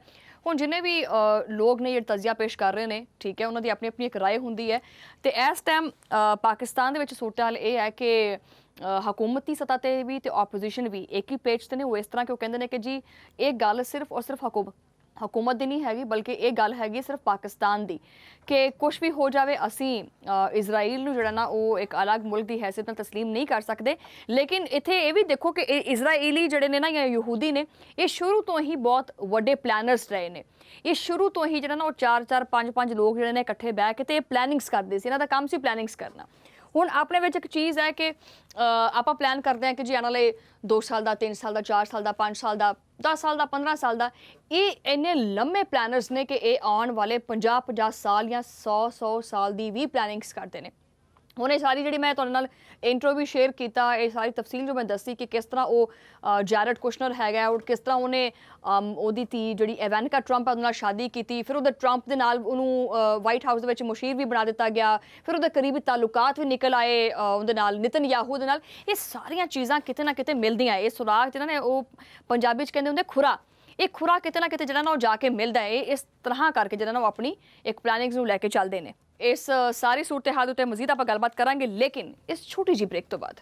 ਵੈਲਕਮ बैक नाजरीन। और ब्रेक तो बाद मैंने ज्वाइन किया खालिद चिश्ती साहब जो कि एयर कमोडोर रिटायर्ड ने और नाल ही नाल दिफाई तजियाकार भी ने। उन्होंने नाल मौजूद ने जलालुल फर्रा जो कि सीनियर सहाफ़ी फ़लस्तीन ने। इन्हां कोलों क्योंकि बेहतर ਜਿਹੜਾ ਨਾ ਉਹ ਕੋਈ ਨਹੀਂ ਜਾਣਦਾ ਹੈਗਾ ਇਸ ਟੌਪਿਕ ਦੇ ਉੱਤੇ ਤਫਸੀਲੀ ਤੌਰ ਤੇ ਗੱਲਬਾਤ ਕਰਨਾ। ਮੈਂ ਸਭ ਤੋਂ ਪਹਿਲੇ ਖਾਲਿਦ ਚਿਸ਼ਤੀ ਸਾਹਿਬ ਤੁਹਾਡੇ ਵੱਲ ਆਉਣਾ ਚਾਹਾਂਗੀ। ਮੈਨੂੰ ਸਭ ਤੋਂ ਪਹਿਲੇ ਤਾਂ ਇਹ ਤੁਸੀਂ ਦੱਸੋ ਕਿ ਇਹ ਜਿਹੜਾ ਮੁਆਇਦਾ ਹੈ ਇਹ ਕਿਹੜੇ ਮੁਲਕਾਂ ਦੇ ਦਰਮਿਆਨ ਹੋਇਆ ਔਰ ਇਹਦੀ ਇਬਤਦਾ ਬੇਸਿਕਲੀ ਕਿੱਥੋਂ ਹੋਈ ਹੈ? ਜੀ ਇਹ ਬੁਨਿਆਦੀ ਤੌਰ ਤੇ ਬਹੁਤ ਸ਼ੁਕਰੀਆ ਪਹਿਲੇ ਇਨਵਾਈਟ ਕਰਨ ਦਾ। ਔਰ ਇੱਕ ਕਨਸੈਪਟ ਹੈਗਾ ਸੀ ਜਿਹਦੇ ਚੋਂ ਚਾਰੇ ਸਨ ਕਿ ਇਜ਼ਰਾਈਲ ਨੂੰ ਐਂਟਰ ਕਰਾਇਆ ਜਾਏ, ਮਿਡਲ ਈਸਟਰਨ ਕੰਟਰੀਜ਼ ਦੇ ਅੰਦਰ ਐਕਸੈਪਟੇਬਿਲਿਟੀ ਕਰਾਈ ਜਾਏ। ਜ਼ਾਹਿਰ ਹੈ ਸਭ ਤੋਂ ਪਹਿਲੇ ਉਹਨਾਂ ਨੇ ਜਾਰਡਨ ਔਰ ਜੋ ਨੇਬਰਿੰਗ ਕੰਟਰੀ ਸਨ ਇਜਿਪਟ ਨੂੰ ਮਜਬੂਰ ਕੀਤਾ। ਉਹਨਾਂ ਨੇ ਉਹਦੇ ਚ ਆਬਵੀਅਸਲੀ ਉਹਨਾਂ ਦੀ ਗਲੋਬਲ ਇੰਟਰਸਟ ਸੀ ਔਰ ਸਪੈਸ਼ਲੀ ਅਮਰੀਕਾ ਦੇ ਨਾਲ ਉਹਨਾਂ ਦੀ ਇੱਕ ਨੈਸ਼ਨਲ ਇੰਟਰਸਟ ਸੀ, ਕਿਉਂਕਿ ਅਮਰੀਕਾ ਇਸ ਵੇਲੇ ਜਿਹੜਾ ਸਭ ਤੋਂ ਜ਼ਿਆਦਾ ਅਸਲਾ ਦੇ ਰਿਹਾ ਪੂਰੀ ਦੁਨੀਆ 'ਚ ਉਹ ਪਹਿਲੇ ਨੰਬਰ ਤੇ ਇਜ਼ਰਾਈਲ ਹੈ। ਔਰ ਅਗਰ ਤਕਰੀਬਨ 75-78 ਸਾਲ ਜਦੋਂ ਦਾ ਇਜ਼ਰਾਈਲ ਵਜੂਦ 'ਚ ਆਇਆ ਔਰ ਜਿਸ ਤਰੀਕੇ ਨਾਲ ਵੀ ਆਇਆ, ਅਗਰ ਤੁਸੀਂ ਸਿਰਫ ਵੈਪਨ ਦੀ ਏਡ ਕੱਢ ਲਓ ਨਾ ਕਿ ਏਡ ਅਮਰੀਕਾ ਨੇ ਕਿੰਨੀ ਦਿੱਤੀ ਹੈ, ਤੇ ਸਭ ਤੋਂ ਜ਼ਿਆਦਾ $260 ਬਿਲੀਅਨ ਦੀ ਮਿਲਟਰੀ ਏਡ ਸਿਰਫ ਮੈਂ ਗੱਲ ਕਰ ਰਿਹਾ ਇਜ਼ਰਾਈਲ ਨੂੰ ਦਿੱਤੀ ਹੈ। ਔਰ ਉਸ ਤੋਂ ਬਾਅਦ ਜਿਹੜਾ ਦੂਸਰਾ ਮੁਲਕ ਹੈ ਉਹ ਹੈ ਇਜਿਪਟ, ਉਹਨੂੰ 50 billion as compare to 260 billion. ਔਰ ਪੂਰੀ ਦੁਨੀਆ ਦੀ ਅਗਰ ਏਡ ਕੱਢ ਲੋਗੇ ਤੁਸੀਂ ਤੇ ਫਿਰ ਪੂਰੀ ਦੁਨੀਆ ਦੀ ਏਡ ਮਿਲਟਰੀ ਇੱਕ ਤਰਫ ਹੈ ਔਰ ਇਜ਼ਰਾਈਲ ਦੀ ਇੱਕ ਤਰਫ ਹੈ। ਜ਼ਾਹਿਰ ਹੈ ਉਹ ਇਤਨਾ ਕਰੀਬੀ ਸੋ ਕਾਲਡ ਚਾਹੇ ਸਾਨੂੰ ਪਸੰਦ ਹੈ ਨਹੀਂ ਪਸੰਦ, ਅਮਰੀਕਾ ਦੇ ਬਹੁਤ ਦਿਲ ਦੇ ਕਰੀਬ ਹੈ। ਉਹ ਇੱਕ ਆਪਣੀ ਹੈਜਮਨੀ ਰੀਜਨਲ ਕਰਨਾ ਚਾਹੁੰਦੇ ਨੇ, ਮਿਡਲ ਈਸਟ ਦੇ ਮੁਲਕਾਂ ਨੂੰ ਕੰਟਰੋਲ ਕਰਨਾ ਚਾਹੁੰਦੇ ਨੇ, ਲੇਕਿਨ ਉਹ ਚਾਹੁੰਦੇ ਨੇ ਕਿ ਇਜ਼ਰਾਈਲ ਦੀ ਜਿਹੜੀ ਮੁਖਾਲਫਤ ਹੈ ਹੱਦ ਤੱਕ ਹੈ ਔਰ ਖਾਸ ਤੌਰ ਤੇ ਦੁਸ਼ਮਣੀ ਦੀ ਹੱਦ ਤੱਕ middle Easton because of Israel is doing. ਇਹਨਾਂ ਦਾ ਜ਼ਾਹਿਰ ਹੈ ਇਹਨਾਂ ਦਾ ਆਪਣਾ ਮਿਡਲ ਈਸਟ ਦਾ ਜਾਂ ਪੈਲਸਤੀਨੀਅਨ ਦਾ ਤੇ ਕੋਈ ਕਸੂਰ ਨਹੀਂ ਉਹਦੇ 'ਚ। ਉਹ ਚਾਹੁੰਦੇ ਨੇ ਇਹਨੂੰ ਲੈਜੀਟੀਮੇਸੀ ਮਿਲੇ। ਤੋ ਇੱਕ ਇਬਰਾਹਿਮ ਅਕੋਰਡ ਦੇ ਨਾਂ ਤੇ ਉਹਨਾਂ ਨੇ ਪ੍ਰੈਸ਼ਰਾਈਜ਼ ਕੀਤਾ ਉਹਨਾਂ ਮੁਲਕਾਂ ਨੂੰ ਜਿਨ੍ਹਾਂ ਨੂੰ ਅਮਰੀਕਾ ਮਿਲਟਰੀ ਏਡ ਦਿੰਦਾ ਸੀ, ਜਿਨ੍ਹਾਂ ਦੇ ਅੱਡੇ ਇਸਤੇਮਾਲ ਕਰ ਰਿਹਾ ਸੀ, ਜਿਨ੍ਹਾਂ ਨੂੰ ਇਕਨੋਮਿਕ ਬੈਨੀਫਿਟ ਬਹੁਤ ਦਿੰਦਾ ਸੀ। ਤੇ ਅਮਰੀਕਾ ਚਾਹੁੰਦਾ ਹੈ ਹੁਣ ਕਿ ਇਹ ਮੁਲਕਾਂ ਦਾ ਦਾਇਰਾ ਵਸੀ ਕੀਤਾ ਜਾਏ ਔਰ ਬਾਕੀ ਮੁਲਕਾਂ ਨੂੰ ਵੀ ਸ਼ਾਮਲ ਕੀਤਾ ਜਾਏ ਤਾਂ ਕਿ ਇਜ਼ਰਾਈਲ ਨੂੰ ਦਿਨ ਬ ਦਿਨ ਕੰਫਰਟ ਜ਼ੋਨ 'ਚ ਲਿਆਇਆ ਜਾਵੇ, ਤਾਂ ਕਿ ਉਹਦੀ ਜਿਹੜੀ ਇੱਕ ਟੈਨਸ਼ਨ ਹੈ ਉਹਨਾਂ ਦੇ ਲੋਕਾਂ 'ਚ ਐਗਜ਼ਾਈਟੀ ਹੈ ਔਰ ਇੱਕ ਮੋਰਲ ਵੀ ਇੱਕ ਜਿਹਨੂੰ ਕਹਿੰਦੇ ਨੇ ਨਾ ਇੱਕ ਮੋਰਲ ਵਿਕਟਰੀ ਹੈ ਮਿਡਲ ਕਹਿ ਲਓ ਦੂਸਰੇ ਮੁਲਕਾਂ ਦੀ ਜਦੋਂ ਤੱਕ ਲੋਕ ਇਜ਼ਰਾਈਲ ਨੂੰ ਨਹੀਂ ਕਰਦੇ। ਔਰ ਇੱਕ ਮੋਰਲ ਸ਼ਰਮਿੰਦਗੀ ਇੱਕ ਸਮਝੋ ਇਜ਼ਰਾਈਲ ਨੂੰ ਕਿ ਉਹਨੂੰ ਲੈਜਿਟੀਮੇਟ ਕੋਈ ਨਹੀਂ ਮੰਨਦਾ, ਉਹਨੂੰ ਸਮਝਦੇ ਨੇ ਕਿ ਮੁਲਕ ਵੀ ਸੋਵਰਨ ਨਹੀਂ ਹੈ, ਤਲਵਾਰ ਨਾਲ ਗੋਲੀਆਂ ਨਾਲ ਲੋਕਾਂ ਨੂੰ ਕਤਲ ਕਰਕੇ ਮਾਸੂਮ ਬੱਚੇ ਔਰਤਾਂ ਨੂੰ ਸ਼ਹੀਦ ਕਰਕੇ ਇਹ ਮੁਲਕ ਆਪਣੀ ਸੋਵਰੈਨਿਟੀ ਮੇਨਟੇਨ ਕਰਨ ਦੀ ਨਾਕਾਮ ਕੋਸ਼ਿਸ਼ ਕਰ ਰਿਹਾ। ਹੁਣ ਇਹ ਸਾਰੀ ਐਫਰਟ ਖਾਸ ਤੌਰ ਤੇ ਅਮਰੀਕਾ ਇਹ ਕੋਸ਼ਿਸ਼ ਕਰ ਰਿਹਾ ਕਿ ਕਿਸ ਤਰੀਕੇ ਨਾਲ ਪ੍ਰੈਸ਼ਰਾਈਜ਼ ਕਰਕੇ ਆਪਣੇ ਆਪਣੇ ਤਰੀਕੇ ਦੇ ਹਿਸਾਬ ਨਾਲ ਕਿਸੇ ਮੁਲਕ ਨੂੰ ਇਹ ਚਾਹੀਦਾ ਤੇ ਉਹਨੂੰ ਉਹ ਦੇ ਦੇਵੇ, ਕਿਸੇ ਮੁਲਕ ਕੁਝ ਹੋਰ ਚਾਹੀਦਾ ਤੇ ਹਕੂਮਤਾਂ ਵੀ ਲੈਜਿਟੀਮੇਟ ਨਹੀਂ ਹੁੰਦੀਆਂ ਨਾ। ਫਿਰ ਉਹਨਾਂ ਨੂੰ ਅਮਰੀਕਾ ਕਹਿੰਦਾ ਕਿ ਅੱਛਾ ਤੁਹਾਨੂੰ ਅਗਰ ਤੁਹਾਨੂੰ ਨਹੀਂ ਕਰੋਗੇ ਸਾਡੇ ਨਾਲ ਕੋਆਪਰੇਸ਼ਨ ਤੇ ਸਾਨੂੰ ਯਾਦ ਆਏਗਾ ਤੁਹਾਡੇ ਮੁਲਕ ਤੇ ਜਮਹੂਰੀਅਤ ਹੀ ਕੋਈ ਨਹੀਂ, ਤੁਹਾਡੇ ਮੁਲਕ ਤੇ ਕਿੰਗਸ਼ਿਪ ਹੈਗੀ ਹੈ, ਤੁਹਾਡੇ ਮੁਲਕ ਤੇ ਡਿਕਟੇਟਰਸ਼ਿਪ ਹੈ। ਔਰ ਫਿਰ ਹਰ ਇੱਕ ਨੂੰ ਜਿਸ ਕੈਰਟ ਸਟਿਕ ਵਾਲਾ ਕੰਮ ਕਰਦਾ ਹੈ ਕਿ ਵੀ ਇਨਸੈਂਟਿਵ ਦਿੰਦਾ ਹੈ। ਅਨਫੋਰਚੂਨੇਟ ਹੈ ਕਿ ਸਾਡੇ ਮੁਲਕ 'ਚ ਤੇ ਕਾਇਦੇ ਆਜ਼ਮ ਸਾਨੂੰ ਆਪਣੇ ਪਾਕਿਸਤਾਨ ਬਣਨ ਦੇ ਫੌਰਨ ਬਾਅਦ ਕਲੀਅਰ ਕਰ ਗਏ ਸਨ ਕਿ ਇਜ਼ਰਾਈਲ ਨੂੰ ਅਸੀਂ ਕਦੀ ਮੰਨ ਹੀ ਨਹੀਂ ਸਕਦੇ। ਅੱਜ ਤੁਸੀਂ ਜੀ 25 ਕਰੋੜ ਲੋਕਾਂ ਦਾ ਤੁਸੀਂ ਆਖਰੀ ਸੈਂਟੈਂਸ ਮੇਰਾ ਇਹ ਵੇ ਕਿ 25 ਕਰੋੜ ਲੋਕਾਂ ਦਾ ਅੱਜ ਕਰਾ ਲਓ ਰੈਫਰੈਂਡਮ, ਉਹਨਾਂ ਨੂੰ ਪੁੱਛੋ ਜੀ ਇਜ਼ਰਾਈਲ ਨੂੰ ਤਸਲੀਮ ਕਰਨਾ ਚਾਹੀਦਾ ਹੈ, ਇਬਰਾਹਿਮ ਅਕੋਰਡ ਜਾਣਾ ਚਾਹੀਦਾ ਹੈ, ਤੇ ਆਮ ਸ਼ੋਰ ਤੁਹਾਨੂੰ ਪਰਸੈਂਟੇਜ ਮੇਰੇ ਤੋਂ ਜ਼ਿਆਦਾ ਬਿਹਤਰ ਸਮਝ ਆਏਗੀ ਕਿ ਕਿਸ ਹੱਦ ਤੱਕ ਲੋਕ ਮੁਖਾਲਫਤ ਕਰਦੇ ਨੇ, ਅਸੂਲੀ ਤੌਰ ਤੇ ਕਰਦੇ ਨੇ। ਅੱਛਾ ਵੈਸੇ ਜਲਾਲ ਮੈਂ ਇਹ ਚੀਜ਼ ਤੁਹਾਡੇ ਕੋਲ ਪੁੱਛਣਾ ਚਾਹਾਂਗੀ ਕਿ ਮਗਰਬੀ ਮਮਾਲਿਕ ਜਿਹੜਾ ਨਾ ਉਹਨਾਂ ਦਾ ਆਪਸ 'ਚ ਬੜਾ ਇੱਕ ਇਤਿਹਾਦ ਹੈ, ਤੁਸੀਂ ਕੀ ਸਮਝਦੇ ਹੋ ਜਲਾਲ ਸਾਹਿਬ ਕਿ ਜਿਹੜੇ ਅਰਬ ਮਮਾਲਿਕ ਨੇ ਤੁਹਾਨੂੰ ਉਹਨਾਂ ਦਾ ਇੱਕ ਇਤਿਹਾਦ ਜਾਂ ਇਤਫਾਕ ਨਜ਼ਰ ਆਉਂਦਾ है? जी बहुत शुक्रिया। सबसे पहली बात तो अगर मैं आपका सवाल समझा तो आपने ये किया है कि अरब में इत्तेहाद की बात जो आपने की अरब ममालिक से इत्तेहाद। जी जी जी देखिए अरब ममालिक तो मेरे ख्याल में इस वक्त तो सारा दुनिया जानते हैं कि वो अमेरिका की गोद में हैं और अमेरिका की एजेंडा और अमेरिका के अहकामात पर अमल करते हैं। अरब मुल्कों को अगर बात करेंगे, अरब ममालिक की आप बात करेंगे तो अरब ममालिक तो 21 महीने से मेरे ख्याल में इतना खसीस काम गज़ा में पानी पहुँचाना भी नाकाम हुए हैं। इनके सामने, इनकी आंखों के सामने मेरी आवाम, मेरा कौम, इनके सामने इनको काटा जा रहा है, जलाया जा रहा है। वहाँ तक भी हमारे अरबों में भी इतनी हिम्मत नहीं थी कि वो वहाँ पर पानी पहुँचाने के, वहाँ पर खुराक पहुँचाने के, वहाँ पर जो खून रेज़ी बंद करने की जो गज़ा में हुआ। शायद मैं गज़ा की ज़्यादा बात इसलिए कर रहा हूँ क्योंकि इसका बड़ा कंसर्ट है इस चीज़ से, आपके सवाल से। जो गज़ा में हुआ मेरे बहन, इसके लिए तो बदतर हिल जाते हैं, बदतर बिगल गया। इसके लिए गैर मुस्लिम कोई शक नहीं जी, तो हमारे अरबों को कुछ नहीं हुआ और ना उन पर कोई असर हुआ है। तो मेरे ख्याल में वो इसलिए नहीं हुआ असर क्योंकि फ़लस्तीनियों का या गज़ा के अवाम का मदद करना यकीनन वही बात है कि इसराइल और अमेरिका के खिलाफ जाने का मुतरादिफ है। और ये हिम्मत हमारे अरबों में नहीं है। हम अपने अरबों को तो जानते हैं, आज से नहीं, जब से ये फ़लस्तीन का जब से ये नाजायज़ रियासत इसराइल दहशत गर्द नाजायज रियासत का क़याम हुआ 1948 से लेकर 14 मई और 1948 से लेकर आज तक के, हमने तो अरबों का देख लिया। अरबों में तो मेरे ख्याल में कोई इनसे अच्छी उम्मीद रखना तो बिल्कुल गलत है।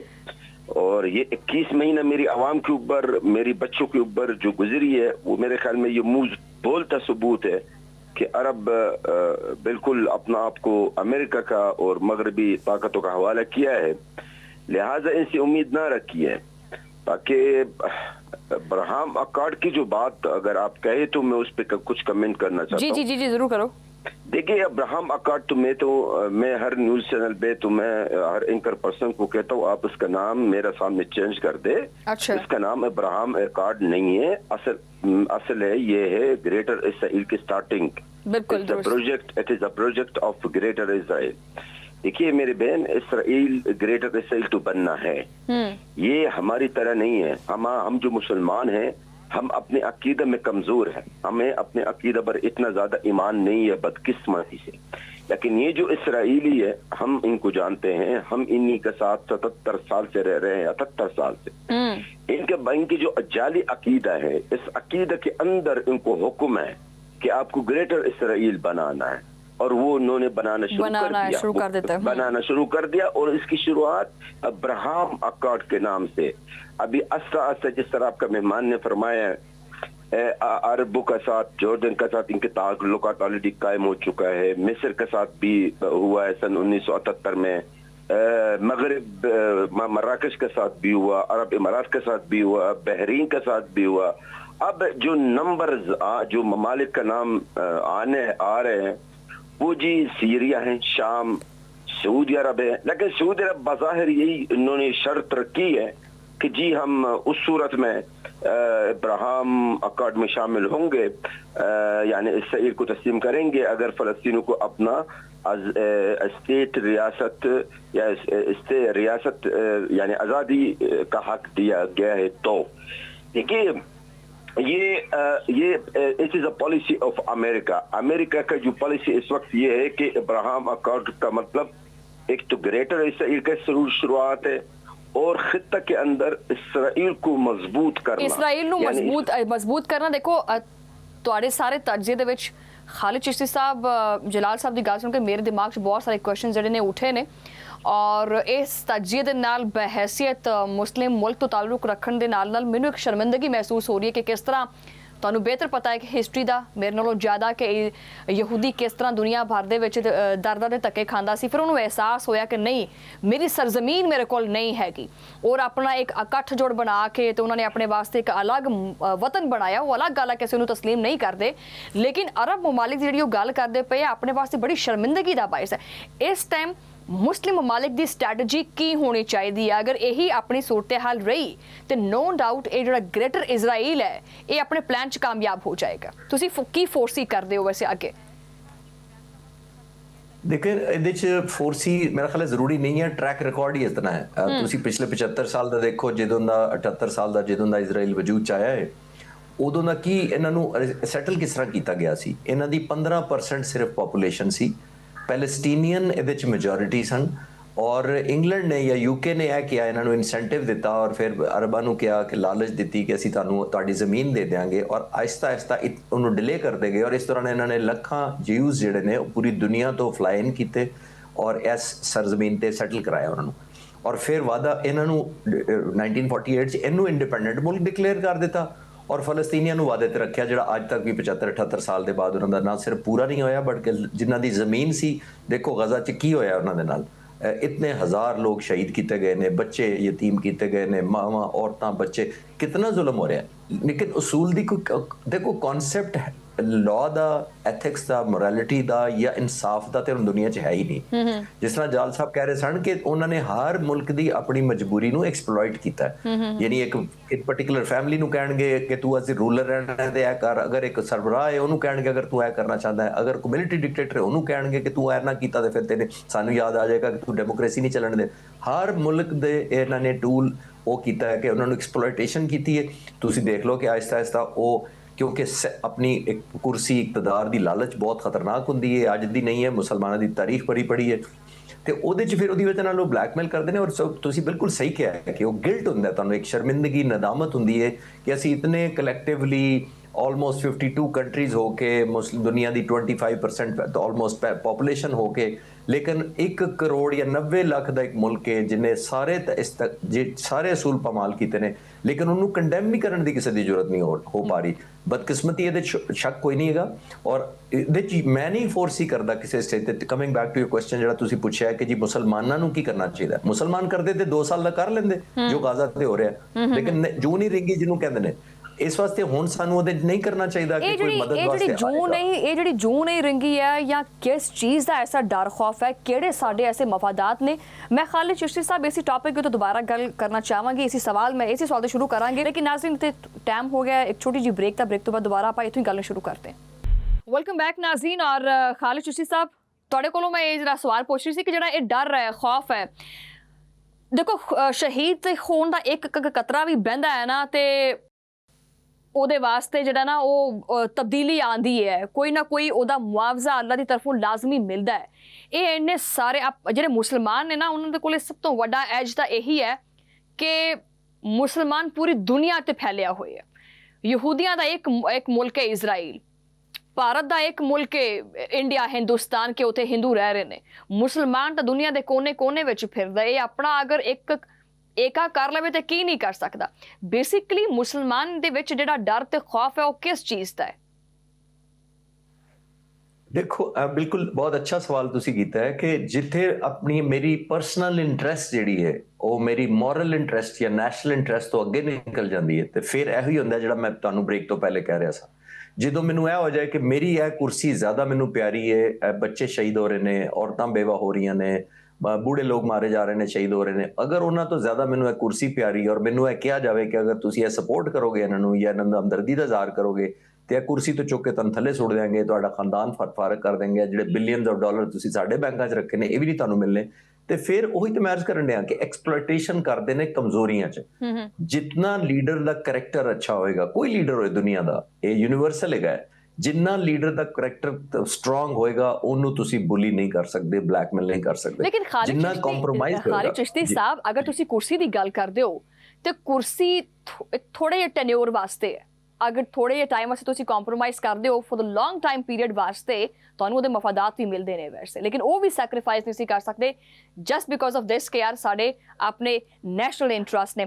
ਜਲਾਲ ਸਾਹਿਬ, ਮੈਂ ਤੁਹਾਡੇ ਵੱਲ ਆਉਣਾ ਚਾਹਾਂਗੀ। ਇੱਕ ਚੀਜ਼ ਬੜੀ ਇੰਪੋਰਟੈਂਟ ਹੈ ਕਿ ਜਦੋਂ ਵੀ ਜ਼ੁਲਮ ਜਿੱਥੇ ਵੀ ਹੋਇਆ ਹੈ ਨਾ, ਉਤੋਂ ਫਿਰ ਬੜੇ ਬਾਗੀ ਨਿਕਲੇ ਨੇ, ਔਰ ਤਾਰੀਖ ਇਸ ਚੀਜ਼ ਦਾ ਜਿਹੜਾ ਨਾ ਸਬੂਤ ਹੈ, ਔਰ ਤਾਰੀਖ ਇਸ ਗੱਲ ਦਾ ਗਵਾਹ ਵੀ ਹੈ ਵੈਸੇ ਕਿ ਫਲਸਤੀਨ ਦੇ ਵਿੱਚੋਂ ਹਮਾਸ ਨੂੰ ਵੀ ਕੱਢਿਆ ਜਾਏਗਾ, ਠੀਕ ਹੈ, ਹਮਾਸ ਨੂੰ ਉਥੋਂ ਬਾਹਰ ਕੱਢ ਦਿੱਤਾ ਜਾਏਗਾ। ਔਰ 2 ਸਾਲ ਤੋਂ ਜਿਹੜਾ ਜ਼ੁਲਮ ਔਰ ਬਰਬਰੀਅਤ ਜਿਹੜੀ ਹੈ ਫਲਸਤੀਨ ਦੇ ਉੱਤੇ ਹੋ ਰਹੀ ਹੈ, ਤੁਹਾਨੂੰ ਕੀ ਲੱਗਦਾ ਹੈ ਕਿ ਫਲਸਤੀਨੀ ਚੁੱਪਚਾਪ ਜਿਹੜਾ ਨਾ ਉਹ ਇਸ ਚੀਜ਼ ਨੂੰ ਤਸਲੀਮ ਕਰ ਲੈਣਗੇ, ਉਹ ਇਜ਼ਰਾइल ਦੇ ਵਿੱਚ ਆਪਣੇ ਆਪ ਨੂੰ ਮਰਜ ਕਰ ਲੈਣਗੇ? जी देखिए, सबसे पहली बात तो मैं आपके उस बात पे कमेंट करना चाहता हूँ जो आपने मेरे ख्याल में खालिद साहब से आपने सवाल किया है कि मुसलमानों को क्या करना चाहिए। मुसलमानों को मुसलमान बनना चाहिए। मैं इसका ये जवाब दूँ, मुसलमान को मुसलमान बनना चाहिए। यानी मैं शायद आपको मेरी बात ना समझ में आए, लेकिन मुसलमान को मुसलमान होने चाहिए का मतलब मुसलमान अपना गीरत दिखाए, अपना दीन दिखाए। गजा के अंदर जो हुआ है, जो वहां पर फलस्तीनी बच्चे, हमारी आवाम, मेरी कौम, आज जो मैं आपसे मुखातब मुहतरमा, मेरे अपने खानदान के अंदर 311 लोग शहीद है। मेरे बहन भाई जो है वो इनके बच्चे समेत 50 वो भी खेमों में आधा तो जख्मी है, खेमों में कानून गजा के अंदर है। मैं आपको बताऊं, आपने जो अभी मैं गजा के हालात बयान करते करते मेरे ख्याल में पाकिस्तानी न्यूज चैनल पे भी मैं करके मैं कोई फायदा इसका कुछ नहीं है, थक गए हम लोग, क्योंकि मैं लगता है कि उम्मत मुस्लिम के अंदर हिम्मत खत्म, गीरत खत्म, ईमान खत्म।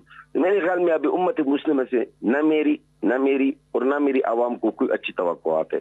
क्यों? और आपको ये भी बात सुन के हैरत होगी, और मैं हर प्रोग्राम में ये जुमला जरूर मैं बोलता हूँ, और मैं आपके इस प्रोग्राम में भी जलाल, वैसे आपके ये अल्फाज थप्पड़ की तरह मेरे गाल पे लग रहे हैं, वैसे मैं महसूस कर सकती हूँ। सख्त अल्फाज आप सुनेंगे। आज मैं तो अभी एक बतौर सहाफी हूँ, मैं गजा का तर्जुमान भी रह चुका हूँ। मेरी गजा के अवाम दो जुमले हैं इनकी मुंह पे हमेशा जो मैं सुनता हूँ, वो ये है, नंबर 1, मेरी आवाम के चीख आसमान तक जाता है और कहते कि ए रसूलुल्लाह सल्लल्लाहु अलैहि वसल्लम उम्मती मुस्लिम की शफाअत ना करे। दूसरा जुमला ये है मेरी आवाम की मुंह से जो निकलती है, वो ये है कि या ए अल्लाह क़यामत कायम कर। आप जरा सोचिए, और आपके नज़रीन भी सोचिए, तो जो लोग इस तरह की बातें कर रहे हैं तो इन पर क्या क़यामत होगी? क़यामत के सुगरतुल लफ्ज़ कम है, करबला सानी का लफ्ज़ भी कम है।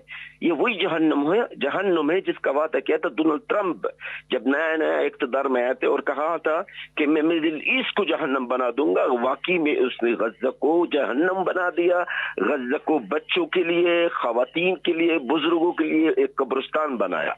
अब आपके सवाल की तरफ मैं मुख्तसर जवाब दूंगा कि वो है कि आप फ़लस्तीनी राज़ी होंगे, फ़लस्तीनी मुज़ाहमत करते रहेंगे, ये याद रखिए। हाँ जरूर हमास या जो मुजाहमत तंजीमें हैं वहां पर गज़ा के अंदर अभी इनको कमजोर कर दिया गया है, इसमें कोई शक नहीं है कि हमास की जो ताकत अब वो ताकत नहीं है जो शुरू में है, क्योंकि एक छोटा सा गिरोह है जो 21 महीने से नंगे बू के बेचारे हमारे जो मुजाहिदीन है, जो हमारे सर के ताज है, वो जब नंगे बू का प्यास है और अपने से बहुत ताकतवर से लड़ रहा हो, बिल्कुल ताकतवर से नहीं, आप ये ना कहें, पूरे दुनिया से लड़ रहे हैं। आप कैसे कह रही हैं ताकतवर?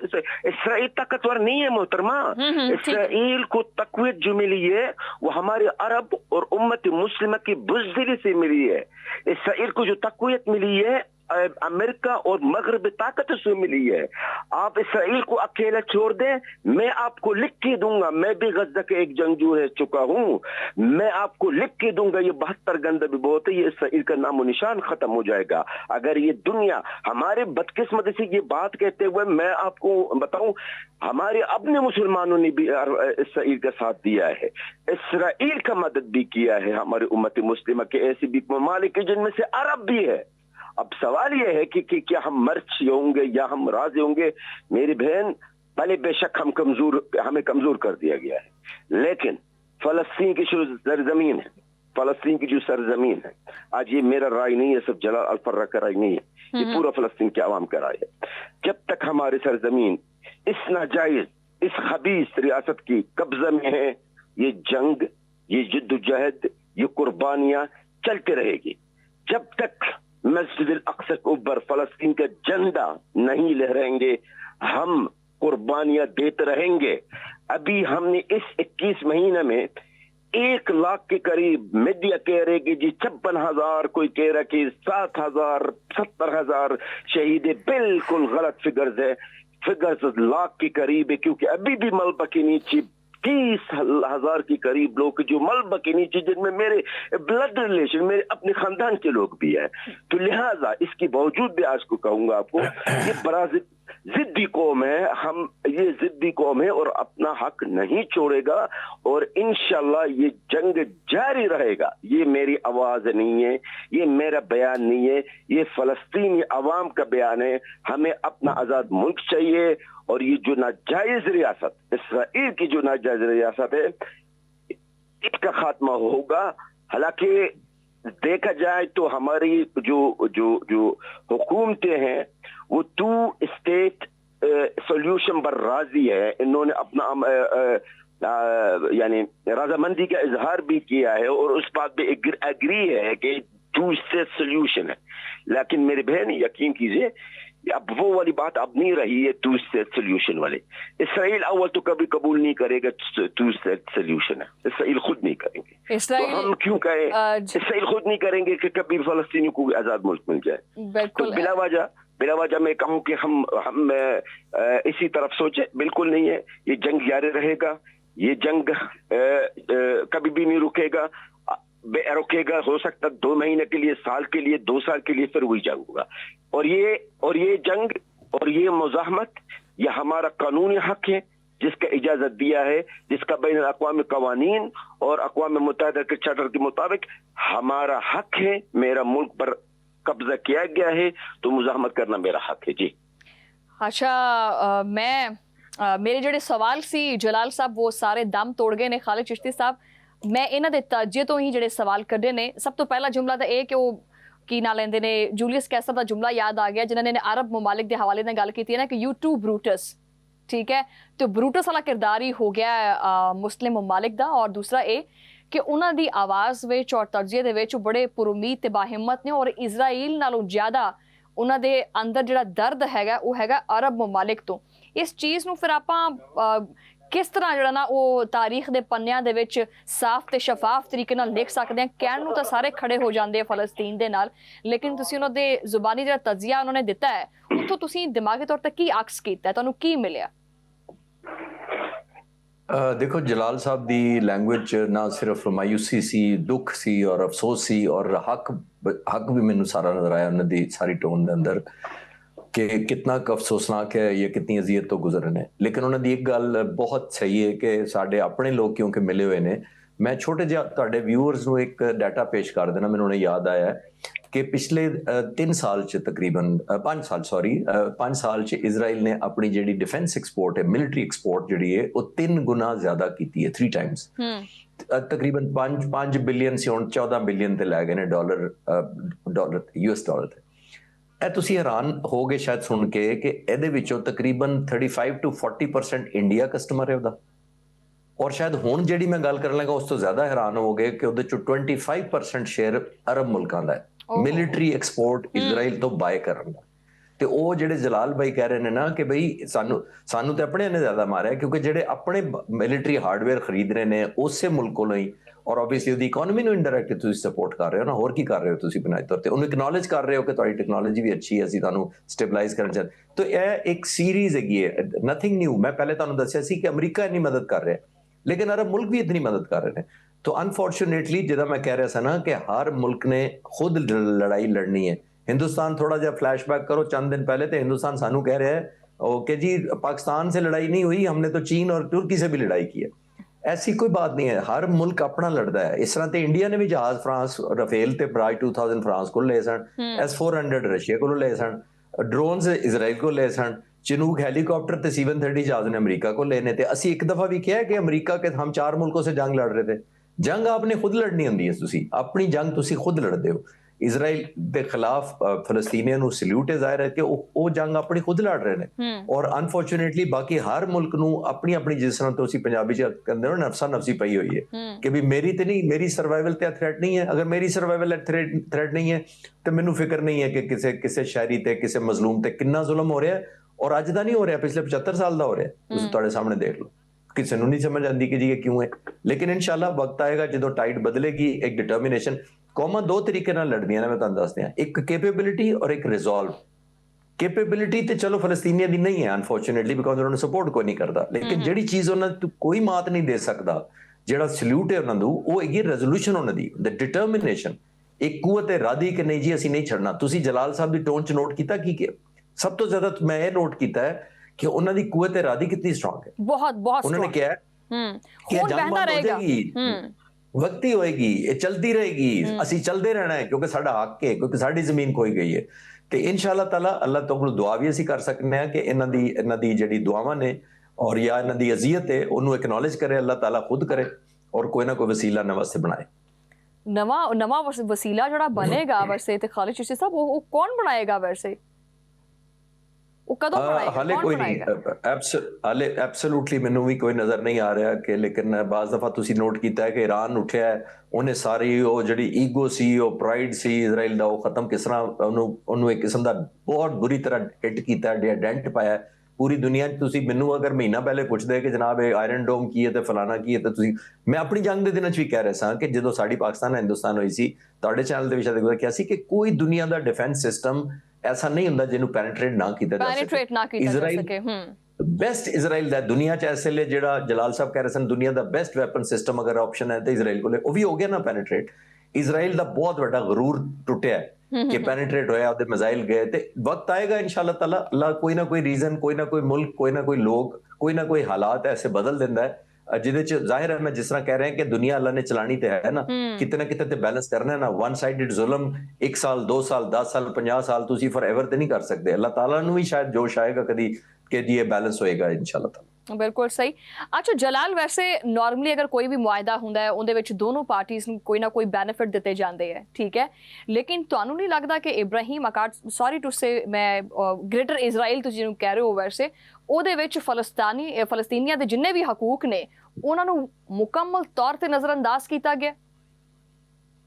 बिल्कुल, देखिए अब्राहम अकॉर्ड में तो फलस्तीनी को कोई जिक्र नहीं है, फलस्तीनी को तो कोई फायदा है ही नहीं है इसमें। अगर इसका जो पॉइंट्स आप देखेंगे, इसके जो डिटेल्स आप देखेंगे अब्राहम अकॉर्ड को, तो इसमें तो फलस्तीनी का कोई जिक्र है नहीं है। सारा एक मंसूबा है इसराइल को वहां पर मजबूत करने का और कुछ भी नहीं है। फलस्तीनी आवाम की जो हुकूक है वो किसी की टेबल पर भी नहीं है। जिस तरह खालिद साहब ने फरमाया था ना कि हर किसी को अपना मफाद, किसी को अपना इक़्तिदार का फिक्र है। अभी फलस्तीनी को किसी को फिक्र तो है ही नहीं है, और ना अमेरिका कभी चाहेगा कि फलस्तीनी को कोई आज़ाद रियासत हो, और ना इसराइल। तो अब्राहम अकॉर्ड के अंदर यही तो बात है जो हमें समझ में नहीं आ रही है कि अब्राहम अकॉर्ड है खत्ते के अंदर, मशरिक़ वस्त के अंदर है, जिस पर हमारे अरब, बेशरम अरब हमारे उसमें आमादा हैं और इसमें शरीक भी हो रहे हैं। इनमें कुछ शरीक हुए और अभी भी शरीक हो रहे हैं। लेकिन जलाल सऊदी अरब ਦਾ ਜਿਹੜਾ ਤਾਜ਼ਾ ਬਿਆਨ ਹੈ ਉਹਨਾਂ ਵਿੱਚ ਉਹਨਾਂ ਨੇ ਇਹ ਕਿਹਾ ਹੈ ਕਿ ਜੀ ਅਸੀਂ ਇਜ਼ਰਾਈਲ ਨੂੰ ਤਸਲੀਮ ਨਹੀਂ ਕਰਾਂਗੇ ਜਦੋਂ ਤੱਕ ਅਰਬ ਮਮਾਲਿਕ ਬਸ਼ਮੂਲ ਜਿਹੜਾ ਨਾ ਯੂਰਪੀ ਯੂਨੀਅਨ ਵੀ ਫਲਸਤੀਨ ਨੂੰ ਜਿਹੜਾ ਨਾ ਉਹਨੂੰ ਅਲੱਗ ਰਿਆਸਤ ਤਸਲੀਮ ਨਹੀਂ ਕਰ ਲੈਂਦੀ, ਅਸੀਂ ਇਜ਼ਰਾਈਲ ਨੂੰ ਤਸਲੀਮ ਨਹੀਂ ਕਰਾਂਗੇ। सऊदी अरब का ये मौक़िफ़ है। पहले बात तो मेरी बहन वाकई सऊदी अरब ने तस्लीम नहीं किया इसराइल को और वो करेगा नहीं है। लेकिन ये बात आई डोंट नो, मेरे ख्याल में आप इस बात को नशर करें या ना करें वो तो आपकी मर्जी है, लेकिन सऊदी और इसराइल के मबैन तो ताल्लुकात तो है। वो एक अलग बात है कि वो एक्सपोज नहीं है, सामने नहीं है। पहले बात तो ये है। दूसरी बात जो आपने कहा था ना कि यूरोप में देखिए, सबसे पहले बात तो ये है कि चलेगा अमेरिका की मर्जी। ये डोनाल्ड ट्रम्प जो आया है, ये जो है ना, ये आया है इसी पर्पस के इसको लाया ही इसी मकसद के लिए गया है, इस मकसद के लिए। और ये अब्राहम अकॉर्ड हर मुल्क को आमादा करने की कोशिश करेगा, हत्ता कि हमारे जो प्यारे सरजमीन पाकिस्तान को भी ब्लैकमेल किया जाएगा इस अब्राहम अकॉर्ड में शामिल होने के लिए। ये आज की तारीख लिख ले कि पाकिस्तान पर तरह तरह की दबाव डाल दिया जाएगा, चाहे वो माईशत हो, चाहे कोई और हो, कहीं मतलब आप याद रखिएगा। शुक्र अल्हम्दुलिल्लाह, जो भी जब भी मैंने कोई पेशगोई की है इस पाक मीडिया में, वो बाद में दुरुस्त साबित हो जाता है। तो पाकिस्तान के साथ भी यही होगा, पाकिस्तान को भी इस अब्राहम अकॉर्ड के अंदर मिलाने की कोशिश किया जाएगा, बल्कि कोशिश नहीं किया जाएगा, कोशिश किया जा रहा है। तो मेरे ख्याल में पाकिस्तान की भी वीक पॉइंट्स काफी है, शायद इस वीक पॉइंट्स को बुनियाद बना के पाकिस्तान को भी शामिल करने की कोशिश किया जाए पाकिस्तान को। अच्छा मैं जलाल, मेरे पास टाइम बहुत घट है, मैं खालिद चिश्ती साहब ਤੁਹਾਡੇ ਕੋਲੋਂ ਇੱਕ ਮੁਖਤਸਰ ਦਾ ਜਵਾਬ ਚਾਹਾਂਗੀ ਇਸ ਚੀਜ਼ ਦੇ ਬਾਰੇ ਚ ਕਿ ਦਬਾਅ ਪਾਇਆ ਜਾ ਸਕਦਾ ਹੈ। ਵੈਸੇ खुदा ना खास्ता, अल्लाह ना करे कि कभी ऐसा हो गया कि दबाव आए किसी भी सूरत दे विच पाकिस्तान ਨੂੰ अगर इजराइल ਨੂੰ तस्लीम करना पै गया, ਤੁਹਾਨੂੰ ਤੁਹਾਡੇ ਨਜ਼ਦੀਕ ਮੁਖਤਸਰ ਦੱਸਿਓ ਕਿ ਮੁਮਕਿਨਾ ਤੌਰ ਤੇ ਫਾਇਦੇ ਤੇ ਨੁਕਸਾਨਾਤ ਕੀ ਹੋ ਸਕਦੇ ਨੇ? ਦੇਖੋ ਨੁਕਸਾਨ ਹੀ ਹੈ, ਇੱਕ ਸਾਨੂੰ ਕਾਇਦੇ ਆਜ਼ਮ ਕਹਿ ਗਏ ਸਨ, ਔਰ ਦੂਸਰੀ ਸਾਨੂੰ ਇਨ ਹਾਲਾਤ ਵਿੱਚ ਫਲਸਤੀਨੀਆਂ ਨੂੰ ਇਕੱਲੇ ਨਹੀਂ ਛੱਡਣਾ ਚਾਹੀਦਾ। ਔਰ ਇਹ 1 ਕਰੋੜ 2 ਕਰੋੜ ਦਾ ਮੁਲਕ ਨਹੀਂ ਹੈ, 25 ਕਰੋੜ ਦਾ ਮੁਲਕ ਹੈ, ਨਿਊਕਲੀਅਰ ਟੈਕਨੋਲੋਜੀ ਦਾ ਮੁਲਕ ਹੈ। ਸਾਡੀ 에ਅਰ ਫੋਰਸ ਅਲਹਮਦੁਲਿਲਾ ਇਤਨੀ ਸਟਰੋਂਗ ਹੈ, ਆਰਮੀ ਨੇਵੀ ਇਤਨੀ ਸਟਰੋਂਗ ਹੈ। ਹੁਣੇ ਅਸੀਂ ਹਿੰਦੁਸਤਾਨ ਨੂੰ ਜੋ ਜਵਾਬ ਦਿੱਤਾ ਹੈ, ਸਾਡੀ ਪੋਜੀਸ਼ਨ ਐਸੀ ਨਹੀਂ ਹੈ ਕਿ ਸਾਨੂੰ ਬਲੈਕਮੇਲ ਹੋਣ ਦੀ ਜ਼ਰੂਰਤ ਹੈ ਕਿਸੇ ਸਟੇਜ ਤੇ ਸਾਨੂੰ। ਔਰ ਦੂਸਰੀ ਆਖਰੀ ਗੱਲ ਹੈ ਕਿ ਸਾਨੂੰ 25 ਕਰੋੜ ਲੋਕਾਂ ਦੀ ਐਸਪੀਰੇਸ਼ਨ, ਉਮੀਦਾਂ ਔਰ ਤਵੱਕੁਆਤ ਦੇ ਮੁਤਾਬਕ ਉਤਰਨਾ ਚਾਹੀਦਾ, ਔਰ ਸਾਨੂੰ ਕਿਸੇ ਸਟੇਜ ਤੇ ਪ੍ਰੈਸ਼ਰ ਲੈਣਾ ਚਾਹੀਦਾ। ਬਿਲਕੁਲ ਸਹੀ। ਜਲਾਲੁਲ ਫੁਰਾ, ਬਹੁਤ ਸ਼ੁਕਰੀਆ ਤੁਸੀਂ ਟਾਈਮ ਦਿੱਤਾ, ਔਰ ਖਾਲਿਦ चिश्ती साहब ਤੁਹਾਡਾ ਵੀ ਬਹੁਤ ਬਹੁਤ ਸ਼ੁਕਰੀਆ, ਤੁਸੀਂ ਤਫਸੀਲ ਨਾਲ ਜਿਹੜਾ ਨਾ ਇਸ ਟੌਪਿਕ ਤੇ ਰੋਸ਼ਨੀ ਪਾਈ। ਨਾਜ਼ਰੀਨ, ਤੇ ਬਹੁਤ ਜ਼ਰੂਰੀ ਹੈ ਇੱਕ ਚੀਜ਼ ਕਿ ਦੇਖਣ ਵਾਲਿਓ ਕਿ ਮੁੱਠੀ ਇਨਸਾਨ ਨੂੰ ਹਮੇਸ਼ਾ ਬੰਦ ਰੱਖਣੀ ਚਾਹੀਦੀ ਹੈ। ਜਿਹੜਾ ਆਪਣਾ ਇਕੱਠ ਹੈ ਨਾ ਮੁਸਲਮਾਨਾਂ ਦਾ, ਉਹ ਬਿਲਕੁਲ ਨਾਲ ਜੋੜ ਕੇ ਰੱਖਣਾ ਚਾਹੀਦਾ ਹੈ। ਆਪਣੇ ਕੁਛ ਮਾਮਲਾਤ ਜਿਨ੍ਹਾਂ ਦੇ ਵਿੱਚ ਇੱਕ ਦੂਜੇ ਦਾ ਸਾਥ ਬਹੁਤ ਜ਼ਰੂਰੀ ਹੈ, ਉੱਥੇ ਕਦੀ ਵੀ ਇੱਕ ਦੂਜੇ ਦਾ ਸਾਥ ਨਹੀਂ ਛੱਡਣਾ ਚਾਹੀਦਾ, ਕਿਉਂਕਿ ਇਹਦੇ ਵਿੱਚ ਅੱਲਾਹ ਤਾਲਾ ਦੀ ਮਦਦ ਵੀ ਸ਼ਾਮਿਲ ਹੋ ਜਾਂਦੀ ਹੈ। ਇਹਦੇ ਨਾਲ ਹੀ ਜਿਹੜਾ ਮੇਰੇ ਪ੍ਰੋਗਰਾਮ ਦਾ ਵਕਤ ਹੈ ਉਹ ਖਤਮ ਹੋ ਗਿਆ। ਤੁਹਾਡੇ ਨਾਲ ਮੁਲਾਕਾਤ ਹੋਏਗੀ ਹੁਣ ਅਗਲੇ ਪ੍ਰੋਗਰਾਮ ਦੇ ਵਿੱਚ, ਉਦੋਂ ਲਈ ਅੱਲਾ ਨਿਗਹਿਬਾਨ।